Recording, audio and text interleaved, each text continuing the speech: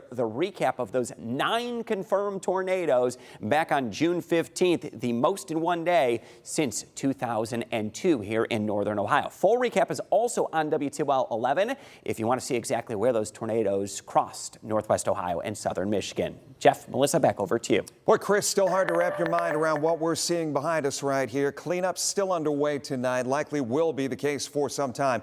All after last week's tornado outbreak. Yeah, it's still hard to get around in parts of Point Place, and yet despite it, all the community has really been coming together to help one another out. We have team coverage for you tonight with the latest. Michael Sandlin was out with some Toledo Edison crews this afternoon that have been working around the clock to make sure no one's left in the dark much longer. And you see Trent Croce there as well. He spoke with one woman who is still recovering after her house got hit.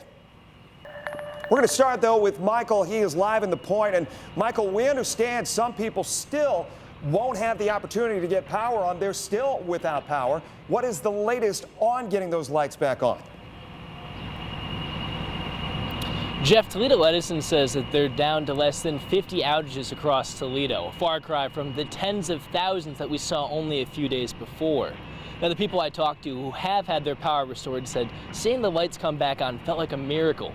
But as you mentioned, not everyone is out of the woods quite yet. Toledo Edison crews are hard at work on 282nd Street, restoring power to the last holdout still stuck in the dark ages after Thursday's tornado upended this area.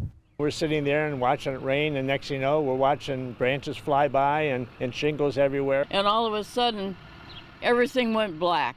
The TV shut off, lights flickered and died. While the storm only lasted a few minutes, that darkness stayed far longer. For the rest of Thursday night, Friday and Saturday, and finally late yesterday afternoon, without power. Forcing people to make some uncomfortable adjustments just to get by. Purchased a generator, so we were able to at least have a light in our refrigerator, but by that time most of the food was spoiled. I'm sleeping on a couch, let's put it that way. Common necessities like electric stoves and microwaves were unusable, forcing people to make do. My wife kept suggesting, well, we could cook hamburgers on the grill. Yes, I could. That's about the only thing. Ate a lot of cereal and tried to drink the milk up. So come Sunday evening, when the lights flickered back on, there was a collective sigh of relief. We shut the generator off, plugged everything in, and I even got to watch football Sunday night. So it was, life's good. Phone, internet, email, it's civilization. But not everyone is back to the 21st century quite yet. This woman's building riser was damaged in the storm. Fixing it falls on her dime, not Toledo Edison's. So I have no idea when I'm going to get back. So you might be staying at your daughter's for a little while longer. Oh, yes, very possible. Toledo Edison crews have been working all weekend to restore power, rebuilding more than 75 poles and 10,000 feet of power lines. They say that everyone in the area, besides people like church with damage to their buildings, should see power restored by Tuesday evening. Reporting in Point Place, I'm Michael Sandlin for WTOL 11. Mike, thanks. Trent Croce also live in Point Place tonight. Trent, you talked to a woman who was hurt in the tornado. What happened and how's she doing tonight?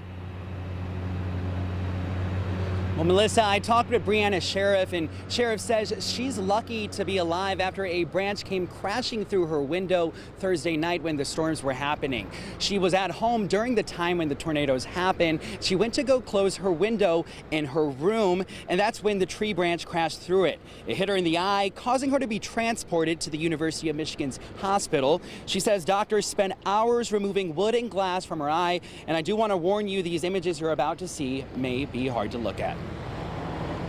And he ended up pulling a shot glass worth of glass shards and wood fragments from the back of my deep eye socket, millimeters from my brain, and told my dad and me that if it would have hit me a little bit harder, I wouldn't be here with them. Brianna did have help that day, but it might not be who you may think. I'll have more on that at 6 o'clock. Reporting in Point Place, Trent Croce, WTOL 11. As people continue to clean up the damage, city and township leaders are planning some fun events that could give people something to look forward to. There is a free community concert tonight at Friendship Park in Point Place. The Ben DeLong Band will perform starting at 7. This concert, which was previously scheduled, is in memory of longtime resident Ted LaCourse, who died last year. And this weekend, the annual Shoreland Firefighters Association fireworks display will be continuing as scheduled. Fireworks will start at dusk along the Summit Street Bridge. There are food and water giveaways happening tomorrow as well. Wanted to let you know about that. Water is being handed out at the Meijer on Alexis Road. You can get 2 gallons of water and 1 bag of ice. That starts at 9:30 tomorrow morning and runs until 5 in the evening. Plus, meals are being provided at Ottawa River Elementary School from 10 until noon, and then again from 5 until 7 in the evening.